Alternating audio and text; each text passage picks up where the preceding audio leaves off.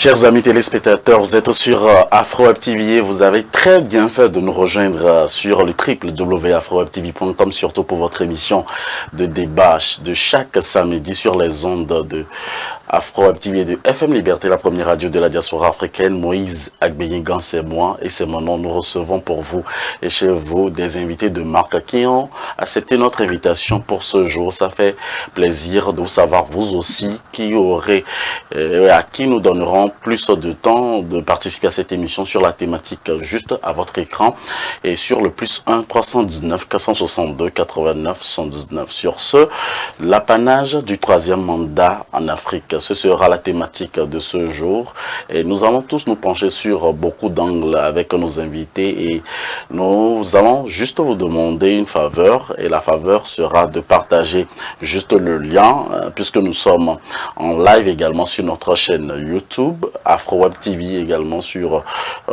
Facebook, la page AfroWeb TV ou carrément si vous êtes chez vous sur votre ordinateur au bureau, vous pouvez juste aller sur le www.afrowebtv.com/live et vous serez à la bonne adresse pour également nous regarder en direct des États-Unis, en Europe ou que vous soyez de par le monde. Vous serez à la bonne adresse pour participer à cette émission. Pour vous et chez vous, aujourd'hui nous recevons depuis l'Europe. Je vais commencer aujourd'hui par l'Europe et un citoyen engagé, un homme qui ne cesse de ménager aucun effort pour soutenir également AfroWeb TV malgré son temps chargé, Monsieur Philippe Amedodi. Bonjour. Bonjour Moïse, je salue très fraternellement les spectateurs et auditeurs de ta chaîne AfroWeb TV. La chaîne de la diaspora africaine AfroWeb TV reçoit également pour vous Dr Kodjo Viton, président du parti politique Nouvelle Vision au Togo.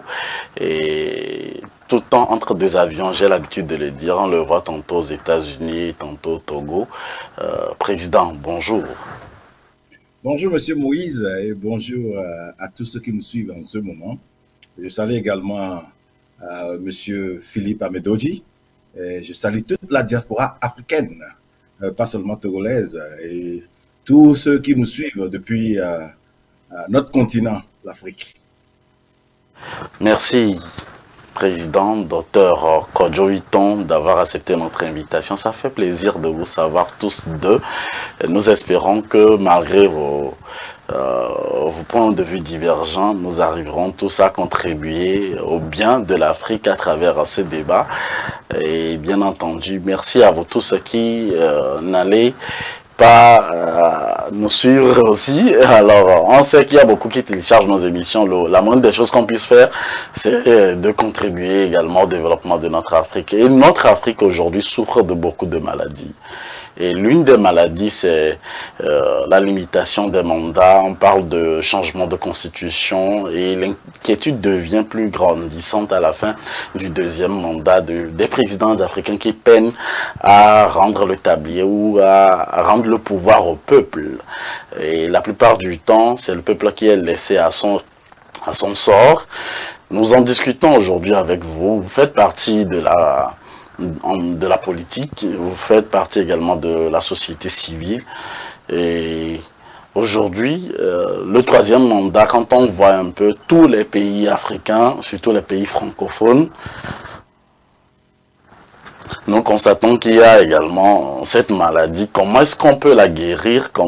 Quelle est la solution que nous, à la diaspora, nous pouvons apporter et également à cette maladie? Quel est le syndrome qui jonche véritablement les présidents africains? Et c'est de ça que nous parlerons au cours donc de cette émission.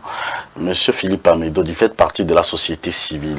Et puis aujourd'hui, la première question que nous allons vous poser, quelles sont les raisons qui expliquent véritablement ce refus donc des présidents africains à rendre au peuple ce qui leur vient de droit au moment opportun? Merci Moïse. C'est un grand sujet, j'allais dire philosophique, que tu es en train de poser là. Et je pense, avant de répondre à ta question, j'aimerais bien faire une petite observation, qui est celle-ci. En fait, et la limitation de mandat ne devrait pas être seulement un problème en Afrique. Le problème qui se pose, c'est plutôt la façon dont le pouvoir politique est dévolu dans nos pays. Vous savez, moi j'habite en Belgique. Il y a à côté de chez moi la locomotive de l'Union européenne, c'est-à-dire l'Allemagne. Angela Merkel, que tout le monde connaît, a fait plus de 4 mandats à la tête de son parti et du pays. Ça n'a offusqué personne. Dans d'autres pays également, dits démocratiques, on connaît des leaders qui ont fait 2, 3, 4 mandats. Ça ne pose problème à personne. C'est seulement en Afrique et dans certains pays d'Afrique que cela pose problème. Donc, je crois que fondamentalement, c'est le fait, et tu l'as dit tout à l'heure pour répondre à ta question, c'est le fait que certains dirigeants africains, je dirais par cupidité surtout, c'est-à-dire par volonté de jouir d'un pouvoir qui n'est pas conféré par le peuple, passent par tous les moyens pour, une fois accéder à ce pouvoir-là, confisquent ce pouvoir.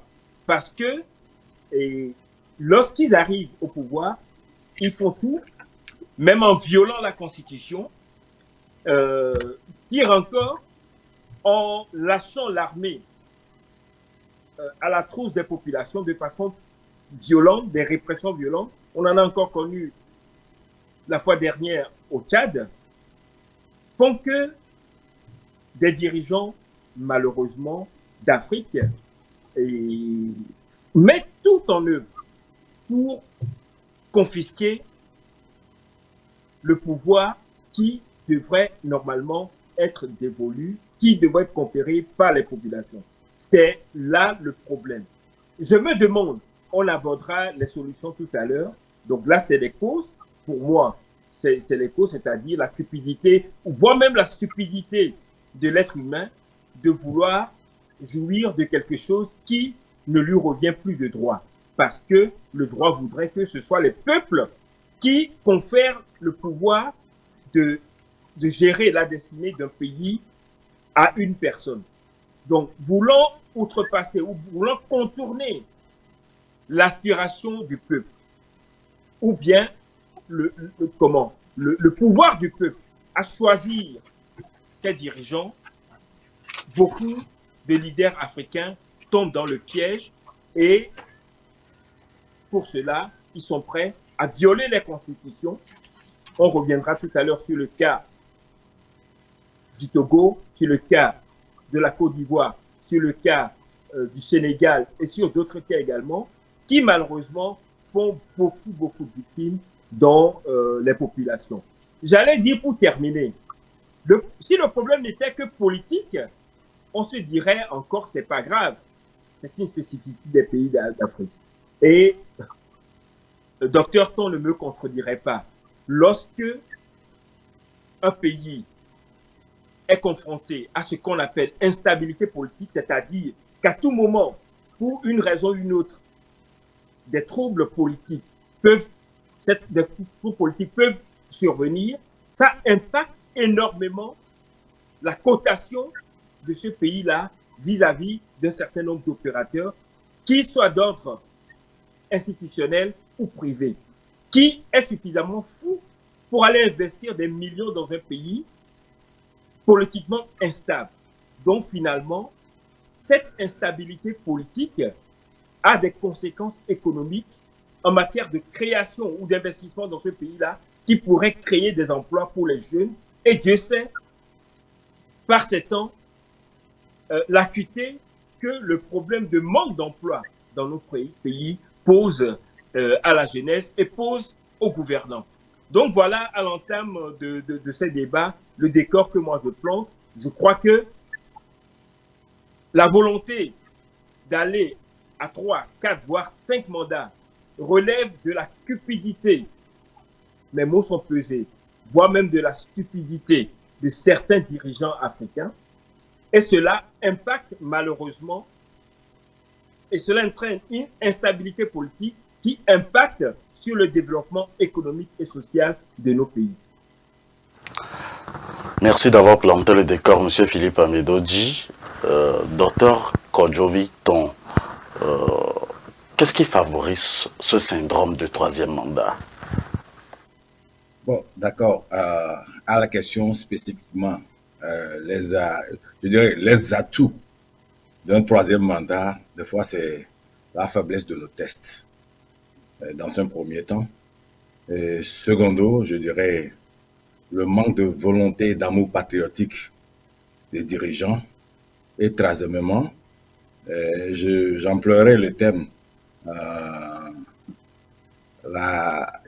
ne peux pas dire stupidité, mais un thème qui ressemble à ça, de certains de nos dirigeants qui se laissent être des marionnettes de certains investisseurs de nos pays. Donc, c'est trois éléments que moi j'ai pu déceler par rapport à cette question. Quand je prends le premier, qui est,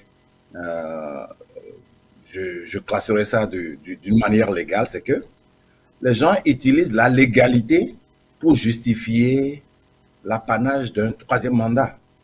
C'est-à-dire, ils forcent autrement pour démontrer quand même qu'ils ont opportunité, qu'ils ont raison, qu'ils ont le droit, qu'ils sont dans le droit et que le droit les permet de faire un troisième mandat. Donc ça, je dirais la vulnérabilité de nos tests constitutionnels qui permet à ce que certaines personnes utilisent cette opportunité pour faire des mandats supplémentaires. Secondo, comme je l'ai dit, il y a ceux qui sont victimes d'une orientation du pouvoir, c'est-à-dire qu'ils sont téléguidés, par des investisseurs qui, au fait, ont besoin d'une stabilité du pays. Quand je parle de stabilité, ils résument ça, ou bien ils peuvent définir ça par le maintien du mandat. Parce que quand on dit stabilité d'un pays, c'est défini différemment par rapport au sujet qui le définit. Pour ceux qui sont dans la population, il faut parler d'une instabilité par rapport aux conditions socio-économiques. Ceux qui sont des investisseurs ou bien oui, les multinationales parleront d'une stabilité ou bien instabilité lorsqu'il y a changement du responsable du pays. Donc, il y a tous ces facteurs-là qui, au fait, justifient l'apanage d'un troisième mandat. La question serait de savoir si, au fait, est-ce OK de l'avoir, de ne pas l'avoir, quelles conditions nous devons créer pour que ce qui est mieux et bon pour nos continents ou bien nos pays en Afrique puisse être adopté. Je pense que c'est là le problème le plus essentiel. Il est bien vrai, comme l'a dit M. Philippe, d'autres ont fait un troisième mandat jusqu'à un quatrième mandat. D'autres ont des républiques où c'est géré par des reines qui ont une position, que ce soit honorifique ou pas, de plusieurs années. Mais l'essentiel, c'est que nous devons évaluer par rapport aux résultats de la gestion des gens. Je me suis un peu intéressé à la définition des différents types d'États et j'ai vu la définition d'un État républicain. J'ai vu aussi la définition d'un État démocratique. Tu vois, par exemple, on appelle nos pays la République togolaise, démocratique, République démocratique du Congo. Mais à un moment donné, quand je me suis enfoncé un peu dans cette définition, je me demande si c'était même une bonne chose d'avoir une république et un État démocratique. Parce que dans la définition que j'ai trouvée d'un État républicain, c'est qu'il y a des gens qui ont été votés et qui sont là et qui vont faire les lois pour faire évoluer le pays. Mais dans une république démocratique, au fait, les lois ou les ordonnances ont été prescrites par la population. Et la population élit des gens pour aller assumer les fonctionnalités selon la démocratie. Maintenant, quand on a une république démocratique, ce qui veut dire que quelque part, ils sont républicains, c'est-à-dire ils sont là pour contrôler le pays parce qu'ils ont le savoir, ils ont la maîtrise du pays, et au même moment, on les appelle État démocratique où la loi est au fait fondée par le peuple, où ils sont partis seulement pour exercer. Donc je pense d'abord qu'il y a une confusion, à moins que les définitions ne sont pas correctes. Parce que ce que nous vivons aujourd'hui, c'est que les États, à un moment donné, ils se voient démocratiques lorsque ça les avantage, et ils se voient républicains lorsque ça les avantage. Mais à la fin, ça apporte quoi dans nos pays? Donc, je pense que l'émission d'aujourd'hui a pour finalité de voir, d'analyser ce qu'on appelle un troisième mandat. Est-ce que c'est un mandat qui doit aider les pays africains? Est-ce que c'est l'essentiel des problèmes des Africains ou pas? Et qu'est-ce qu'on pourra faire? Donc, à la première question, moi, je pense quand même que c'est important d'abord de savoir pourquoi il y a certains qui forcent un troisième mandat. Pourquoi un troisième mandat est-il nécessaire ou condamnable? Ce sont les éléments d'analyse que nous devons faire qui vont nous permettre de comprendre ou bien de savoir si pour nos pays africains ou par exemple le Togo spécifiquement, on pourra condamner, on pourra libérer, on pourra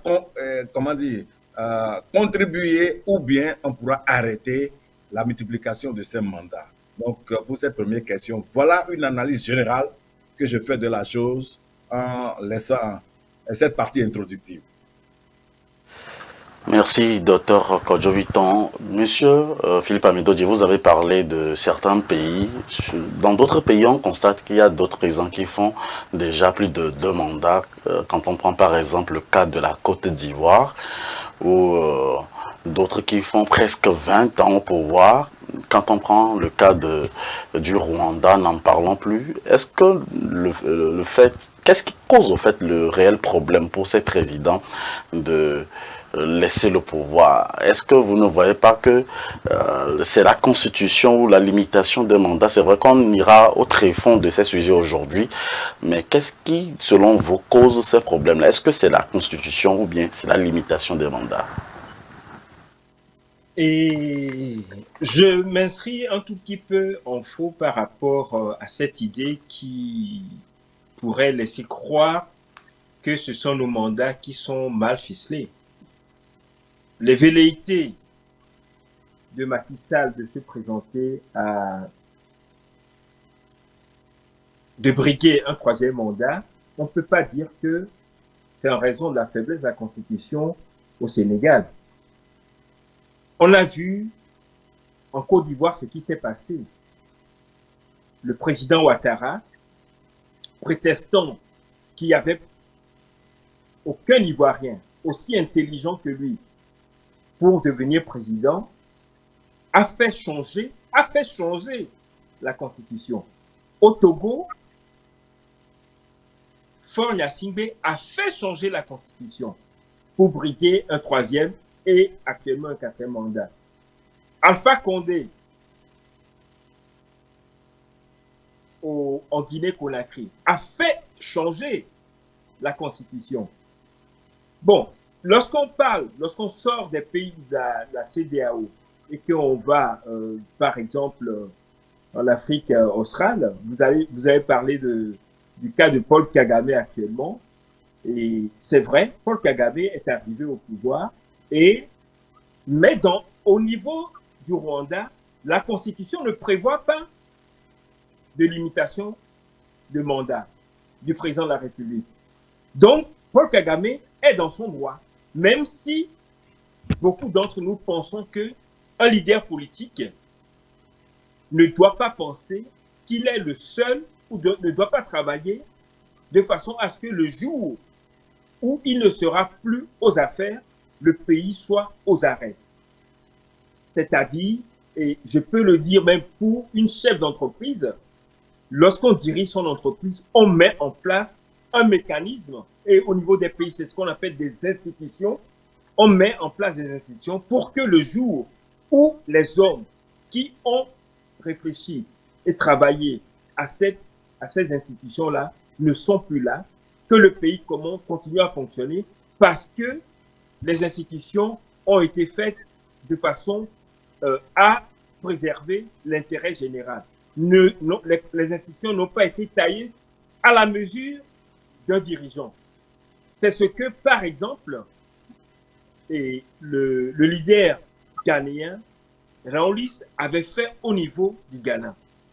On le cite souvent et je crois qu'on doit souvent le citer parce qu'il a mis en place des institutions qui ont permis au Ghana, on l'a vu, non seulement la limitation du mandat présidentiel est respectée, mais le pays connaît une stabilité politique et adossé à un développement économique que tout le monde est en train d'apprécier. Donc, c'est de ça qu'il s'agit. Lorsqu'on dit que nos constitutions, au Togo par exemple, ou dans beaucoup de pays d'Afrique, ce n'est pas, et on le dit souvent, j'aimerais le préciser ici, ce n'est pas l'absence des lois pour faire fonctionner correctement le pays qui pose problème. C'est leur violation, parfois systématique ou trop souvent par des personnes qui parviennent à contrôler les chambres, c'est-à-dire par exemple les assemblées, étant donné que le président contrôle l'assemblée généralement grâce au vol des élections, le président se permet de faire modifier par cette assemblée-là, dont il a le contrôle, de faire modifier la Constitution pour lui permettre d'avoir un boulevard et d'être au pouvoir ad vitam aeternam. C'est de ça qu'il s'agit. J'ai donné des exemples précis. Donc, nos constitutions, même lorsqu'elles sont bien faites, n'empêchent pas les dirigeants qui ont envie de s'éterniser au pouvoir de les faire modifier. Le terme, le mot est fragile, de les violer pour pouvoir s'éterniser au pouvoir. Donc, il faudrait, je reviens à la nature des leaders africains qui sont cette nature-là qui est empreinte d'une certaine cupidité, voire d'une certaine stupidité, parce que en faisant cela, la personne fragilise elle-même son pays et empêche le pays de se développer socialement et économiquement. N'est-ce pas une peur qui vient lorsqu'on est à un deuxième mandat et on sait qu'on n'a pas bien managé le pays à un certain moment donné, où on voit par exemple même le cas de la Guinée où un démocrate a pris le pouvoir pendant au moins 2 ans et même s'il faisait partie de l'opposition, comme aujourd'hui Dr Ton fait partie de l'opposition, pourra nous dire si jamais il pourra briguer aussi un 3e mandat pour le Togo, si jamais les Togolais lui donnent leur voix. Dr Ton, qu'en pensez-vous? Bon, d'accord. En revenant à votre question de savoir le réel problème qui pousse les gens à un 3e mandat, l'analyse me donne au moins 4 points spécifiques. Et au premier point, je parlerai de l'abus du pouvoir, l'abus ou le goût du pouvoir. Et dans un second temps, je reviens sur la flexibilité ou la perméabilité de nos constitutions, que je peux même appeler faiblesse de nos constitutions. Et troisièmement, je parlerai de la manipulation des dirigeants par des forces étrangères ou bien des investisseurs ou bien des multinationales. Et en 4e point, je parlerai de la mauvaise gestion du pays. Donc, quand je prends le premier point, l'abus du pouvoir ou bien le goût du pouvoir, c'est que, comme vous venez de le dire, c'est que les gens en sont au pouvoir et les 5 ans du mandat passent comme 5 jours. Et arrivé là, c'est comme s'ils n'ont pas assez d'honneur, qu'ils n'ont pas assez de privilèges, qu'ils n'ont pas assez de quoi jouir encore du pouvoir. Donc, l'abus du pouvoir ou bien le goût du pouvoir fait que certains essaient quand même de continuer à vivre en tant que responsables de nos pays. Mais quand je prends le 2e point, où je parle de la flexibilité ou bien la perméabilité de nos constitutions, Je dis par exemple, au Togo, on dit une constitution peut être changée quand à la Cour, comme quand à l'Assemblée nationale, on a la majorité au 4/5e. Et si d'autres peuvent utiliser la légalité contre la légitimité pour avoir ces 4/5e et arriver à faire des changements qui, dans les tests légaux, leur donnent le droit de briguer un 3e mandat, ils le font. Donc, il y a déjà un conflit entre la légalité et la légitimité. Ils le font légalement, mais avec une mauvaise foi qui conduit à un manque de légitimité.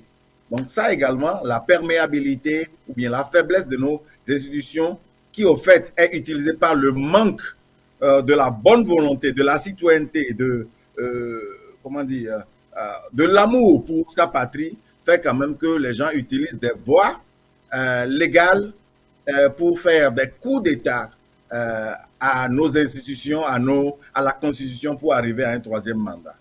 Mais quand je prends le 3e point, quand je parle de la manipulation ou bien de la force étrangère, c'est que d'autres sont dans nos pays parce qu'ils en profitent, parce qu'ils ont signé des contrats avec les ventres des dirigeants. Et parce qu'ils ont signé de ces genres de contrats, ils savent quand même que la continuité posera un problème. Parce que normalement, même quand on est dans une république ou bien dans un État où il y a limitation de mandat, il y a ce qu'on appelle la continuité de l'État. Mais cette continuité n'est garantie que lorsque vous venez investir dans ce pays, mais vous savez que vous investissez dans la légalité. Mais il y a d'autres qui veulent profiter de nos ressources, qui veulent profiter du manque de volonté de nos dirigeants pour signer des contrats avec un manque comment dire, de cette volonté et qui cherchent plus à optimiser leur retour sur investissement. Et ces genres d'investissements encouragent le plus ceux qui veulent durer au pouvoir parce qu'ils ont besoin de leur présence au pouvoir pour profiter d'une manière optimale au niveau de leurs investissements. Et quand je prends le dernier point, du problème qui amène à ce que les gens essaient de faire des mandats de plus, c'est la mauvaise gestion, c'est la mauvaise gouvernance. C'est-à-dire, si depuis votre avènement au pouvoir, vous avez su, à quelques mois, à un an, à quelques jours de la fin de votre mandat, que vous n'avez pas pu bien gérer le pays et que vous avez créé des ennemis politiques, que vous avez créé des ennemis sociaux, des ennemis économiques, vous voyez en ce qu'on appelle l'alternance un danger contre vous, contre votre liberté, contre vos familles et contre tout ce que vous pouvez faire. Donc, ces 4 éléments pour moi sont à la base de la recherche de la multiplication des mandats. Donc, à nous de voir qu'est-ce qu'on peut avoir comme élément comme réponse, comme alternative à chacun de ces éléments pour éviter que ces mandats soient multipliés et jouir plutôt des fruits d'une alternance ou bien même des fruits d'un mandat de plus. Parce que comme on vient de le dire, un mandat de plus en soi n'est pas ce qui est mauvais, mais ce sont les motivations, les éléments de base qui poussent à ce 3e mandat qui met le peuple en danger. Ce qui veut dire que Dr Ton aussi pourra faire un mandat de plus un jour au Togo. Ce que je voudrais dire, c'est qu'il y a d'abord ce qu'on appelle la légalité. Aujourd'hui, au Togo, depuis 2019 quand même, on sait que démocratiquement, en appelant le Togo État démocratique, il y a limitation de mandat à 2 tours. Ce qui voudrait dire quand même que quand nous voulons nous mettre dans la légalité, pourquoi aller à un 3e mandat? Si déjà, nous avons le concept de la continuité du pouvoir, pour dire quand même que même après un mandat, lorsque vous jouez votre rôle, quelqu'un d'autre peut continuer si vous ne vous sentez pas apte à continuer. Et apte à continuer jusqu'à quoi? Jusqu'à la légalité de la limitation des mandats. Jusqu'à quand ça sera légal, Dr Ton? Alors, monsieur Philippe Amedodi, je vais revenir à Dr Ton dans un instant. Alors, c'est pas, Dr Ton parlait tout à l'heure de l'assurance qu'on doit donner aux présidents africains pour que les conséquences ne soient pas désastreuses à la fin de leur mandat. Peut-être la peur pour dire qu'ils seront poursuivis à la fin de leur mandat. Qu'en dites-vous, monsieur Philippe Amedodi? Je crois que contrairement aux anglo-saxons, et nous, ressortissants des pays, ou en tout cas, oui, les pays, les anciennes colonies françaises, nous avons peur de l'échec. C'est-à-dire avouer qu'on a échoué par rapport aux objectifs qu'on s'est fixés. Et je crois que beaucoup d'Africains n'arrivent pas, en tout cas beaucoup de chefs d'État africains, n'arrivent pas à faire cet aveu-là. Vous savez, lorsque on bat campagne pour accéder à un pouvoir, on est parfois amené à se projeter dans le futur sur la base des besoins ou en tout cas de la demande des populations.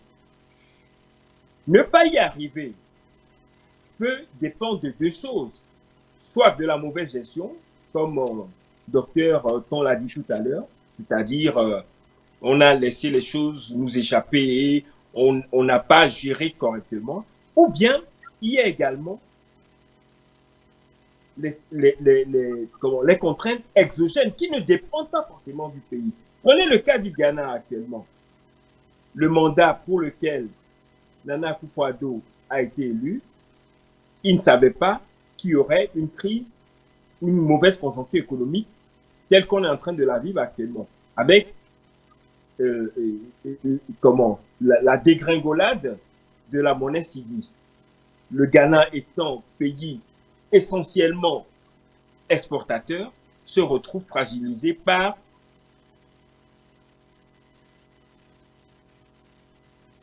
Nous venons de perdre M. Philippe Amedodji. Alors, M. Philippe Amedodji, vous êtes avec nous?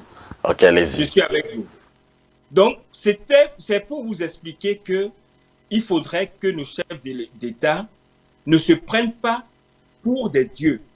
C'est là le problème. Lorsqu'ils se prennent pour des dieux, ou en tout cas, ils prétendent être des dieux, ils ont du mal, à la fin de leur mandat, premier ou deuxième mandat, d'avouer qu'ils n'ont pas pu atteindre tous les objectifs, ou en tout cas, qu'ils n'ont pas pu réaliser tout ce qu'ils ont prévu faire pour les peuples. Il faut de l'humilité à nos chefs de l'État pour comprendre, ou bien pour pouvoir reconnaître qu'ils n'ont pas pu tout faire et accepter de partir pour qu'un autre aussi vienne essayer. C'est cette humilité-là qui manque à beaucoup de chefs d'État. Reconnaître qu'il y a eu, par moment, ou en tout cas, sur certains fronts, des échecs ou des insuffisances. Monsieur Philippe Amedodji, ce n'est pas nous-mêmes qui les encourageons, qui leur donnons cette force-là d'être des dieux ou de pérenniser leur mandat? Je ne pense pas. Et Dr Ton a parlé tout à l'heure de manipulation. Beaucoup de chefs d'État, malheureusement, sont manipulés, pas seulement par les puissances extérieures, mais beaucoup par leurs entourages, qui leur disent non, tu es le meilleur. On a vu, pour le cas du Togo, le ministre Bawara faisant l'analogie avec une équipe de foot, dont je ne cite pas de nom, pour ne pas faire de la publicité, disant que leur joueur, c'est le meilleur, qu'on ne peut pas le changer. Mais la Constitution dit que le joueur ne peut plus monter sur la pelouse. Mais un ministre dit que non, il faut qu'il y ait, parce que le ministre là ne songe qu'à préserver ses intérêts, ses avantages que lui donne son poste ministériel. Donc je crois que, sincèrement, s'il nous plaît, il faudrait, si on peut lancer un appel aux dirigeants africains, c'est de faire preuve d'humilité, de reconnaître qu'ils ne sont pas des dieux et que dans toutes circonstances, lorsque on fait des projections, on peut y arriver totalement, ce qui est bien, on n'en trouve pas beaucoup, mais ça peut être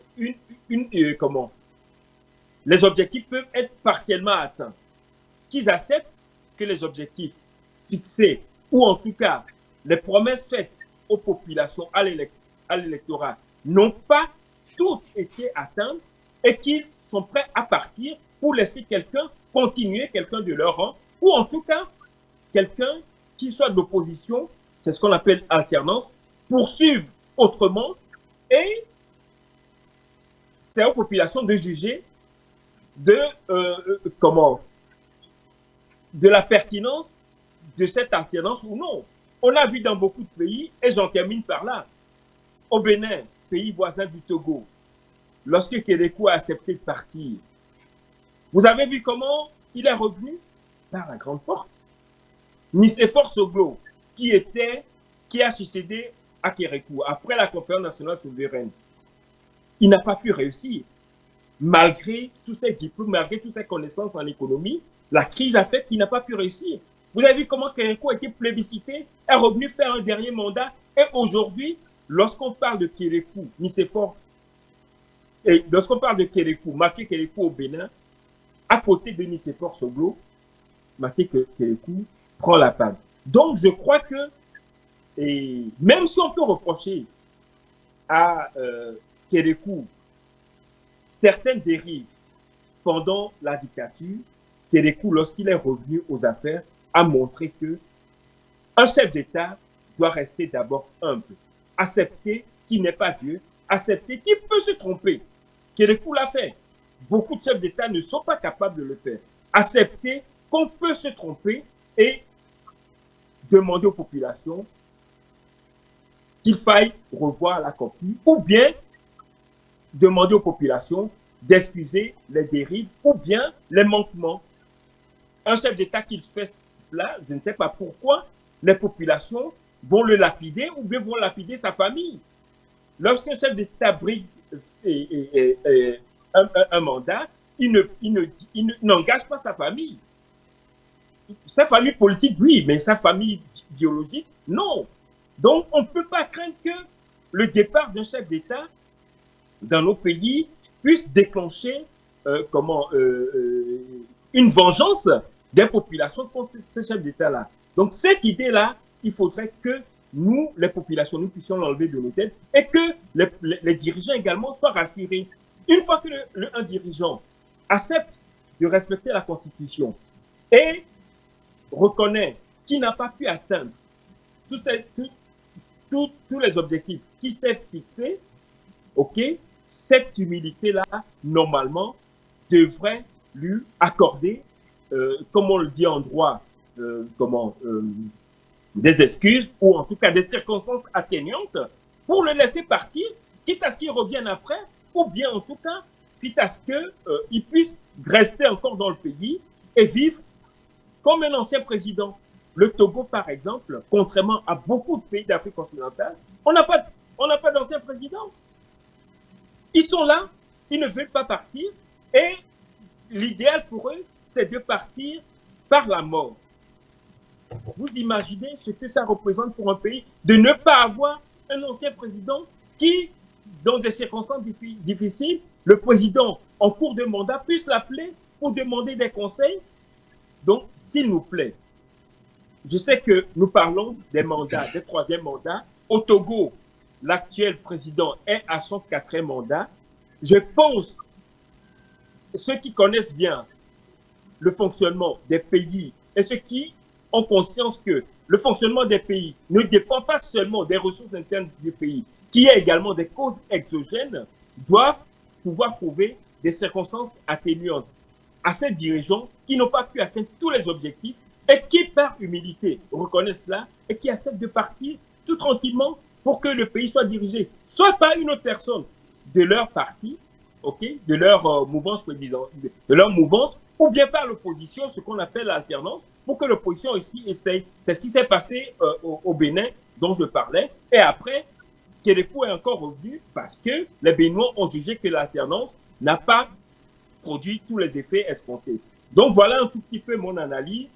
Il ne faut pas que nos dirigeants s'entêtent parce qu'ils se sont fait passer pour des demi-dieux ou voire même pour des dieux et qui ne sont pas capables de reconnaître leurs erreurs, leurs échecs et partir tranquillement comme la Constitution le leur permet d'ailleurs. Contrairement au Togo, il y a certains présidents, quand on prend le cas d'espèce de la Côte d'Ivoire, où ils ont probablement 2 anciens présidents, Et aujourd'hui, il y a M. Alassane Ouattara, le président ivoirien, qui propose aux deux précédents donc de retirer ensemble et puis de pouvoir donner la chance à la jeunesse. Et puis comme Dr Ton aussi fait partie de la jeunesse aujourd'hui, il a une main du côté de la diaspora et l'autre main sur le terrain. Il est très dynamique sur le terrain également. Et dans le même cas d'espèce, au Tchad, on constate qu'il y a des répressions de la part donc, du gouvernement mis en place et que les colonisateurs ou soit la France ne réagit pas pour le moment par rapport à toutes les manifestations qui sont organisées de part et d'autre. On note par exemple 127 morts selon l'opposition tchadienne. Docteur Ton, aujourd'hui nous sommes face à notre avenir et nous sommes face à ces genres de situations. Que feriez-vous, vous qui faites partie de l'opposition, si le jour, puisque je reviens sur la question précédente avec vous, on ne donne pas l'assurance au président? Est-ce que c'est au peuple de donner l'assurance ou soit c'est à l'armée de donner l'assurance au peuple pour qu'on sache vraiment à quoi s'en tenir au moment venu? Bon, malheureusement que nous sommes venus à cette question d'assurance après le pouvoir. Parce que quand la problématique est posée, j'ai parlé d'un problème à 4 branches ou bien à 4 issues. J'ai parlé premièrement de l'abus du pouvoir, j'ai parlé de la perméabilité ou bien de la faiblesse de nos constitutions, j'ai parlé de la main extérieure ou bien de la manipulation étrangère et j'ai parlé au fait de la mauvaise gestion qui conduit malheureusement à la recherche de la sécurité après le pouvoir. Donc, ce n'est pas le seul élément. Donc, si nous sommes arrivés d'abord à cette spécifique question de l'assurance après le pouvoir, cela voudrait dire en quelque sorte que nous n'avions pas bien géré nos populations, nos peuples. Parce que si nous avions bien géré, l'alternance ce serait une opportunité pour nous, au fait, de pouvoir sortir par la grande porte et nous dire, ah, nous avons joué notre partition.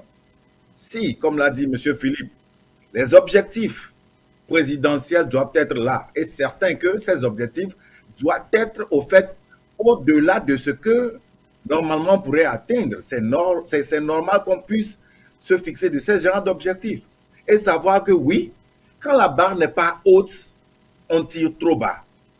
Ce qui voudrait dire quand même que les objectifs d'un mandat présidentiel doivent être tellement élevés, en sachant quand même qu'on cherchera à aller vers cet objectif, mais que c'est possible de ne pas les atteindre et de laisser les autres continuer. Ce qui se passe dans nos pays africains, d'abord, c'est qu'il y a le manque d'une vision nationale. Parce que dans tout pays, il doit y avoir ce qu'on appelle la vision nationale. Et chaque président aura son objectif de mandat qui contribue au fait vers l'aboutissement de cette vision qui est perpétuellement renouvelée. Mais s'il n'y a pas de vision nationale, celui qui est là, il a son objectif et son objectif peut ne pas même concourir à l'objectif national. Donc c'est important pour nos pays d'abord de venir définir cet objectif national et que cette vision plutôt nationale et que chaque président établit son objectif présidentiel. Et c'est la mise en application de ces objectifs qui permet à la population de juger si ce président a bien fait ou pas. Mais avec le manque de ce référentiel, le manque de ce système qui nous permettra de savoir même si les efforts qu'il pense faire contribuent à l'évolution de la nation, ce manque existe, alors ce serait déjà un problème. Donc revenons à la question, lorsque nous parlerons d'abord du manque de sécurité après le pouvoir, on sait déjà que nous sommes à l'élément numéro 4 que j'ai précité. Mais si la question est de savoir comment est-ce qu'on doit faire pour nos pays, pour que ça puisse avancer, je parlerai d'une solution à 4 niveaux également, parce que si on a pu trouver un problème à 4 issues, donc trouvons une solution à 4 éléments. Quand je prends le premier qui est l'abus du pouvoir, je pense que nous manquons en Afrique le principe de séparation du pouvoir, qui fait des fois que les gens abusent du pouvoir sans pour autant avoir des limitations. Il nous faut du pouvoir pour limiter un pouvoir. Et c'est ce qu'on appelle le fait, quand on comprend ce principe, c'est le principe de séparation du pouvoir. Mais quand quelqu'un qui a le pouvoir l'exerce et n'a pas de limitation, naturellement, qu'il soit un blanc, qu'il soit un Américain ou un Africain ou pas, il a au fait ce désir d'abuser de ce pouvoir. Donc en Afrique, je pense quand même que nous devrions arriver à institutionnaliser nos pays d'une manière où les pouvoirs limitent les pouvoirs. Et pour ce faire, il y a des détails à faire parce qu'on ne peut pas tout dire dans ces 1 heure ou 2 heures d'interview. Et ça passe par exemple au choix des personnes qui sont compétentes à la place qu'il faut et autres là qui permettent à ce que quand on vous place dans votre institution, vous jouez le rôle, vous remplissez la tâche de votre institution et non remplissez la volonté de celui-là qui vous a placé. Donc tout ça là rentre dans la solution pour l'abus du pouvoir. Donc en solution, je dirais quand même que pour le premier point, il nous faut le principe de séparation du pouvoir. Un système où le pouvoir limite le pouvoir. Je viens à la au deuxième point, qui est la flexibilité, la perméabilité de nos institutions, ou bien de la Constitution. Des fois, je pourrais, sans pour autant appuyer, lancer ça un peu vers nos leaders politiques. Il y a d'autres qui optent pour la politique des chaises vides, où ils laissent par exemple l'Assemblée nationale au 4/5e à quiconque qui peut d'une manière légale, mais peut-être pas légitime, faire changer les codes. Il y a d'autres qui, même s'ils n'ont pas les 4/5e, utilisent des manières de pression, des manières de corruption, des manières de, comment dire, subir pour pouvoir subir, pour arriver quand même à changer d'une manière légale les constitutions. Donc, il faudrait quand même que nous puissions avoir un État où ceux qui sont dans l'arène politique aient la possibilité au fait d'exprimer leur position, aient la mobilité de se déplacer et aussi d'agir, que ce soit socialement ou économiquement, afin que l'abus ou bien cette flexibilité-là puisse être recadrée. Quand je viens au troisième point, qui est la manipulation étrangère, c'est qu'à des moments donnés, nous faisons des contrats entre nous, responsables du pays, et les étrangers. C'est-à-dire, ce ne sont pas des contrats entre le peuple et ces étrangers. Il y a des groupes au Togo qui sont dans d'autres pays, même aux États-Unis, qui ne font pas les mêmes pratiques qu'ils font au Togo dans ces pays européens ou bien américains. Donc, ce n'est pas la compagnie en soi qui est mauvaise, mais c'est la perméabilité. C'est le fait que le dirigeant qui est là, au lieu de faire le contrat en prenant en compte les intérêts de la nation, il fait le contrat en prenant en compte son bien, son ventre. Ce qui fait que les autres arrivent à abuser de ces contrats et cherchent plutôt à pouvoir maintenir ces gens, même contre leur gré, au pouvoir.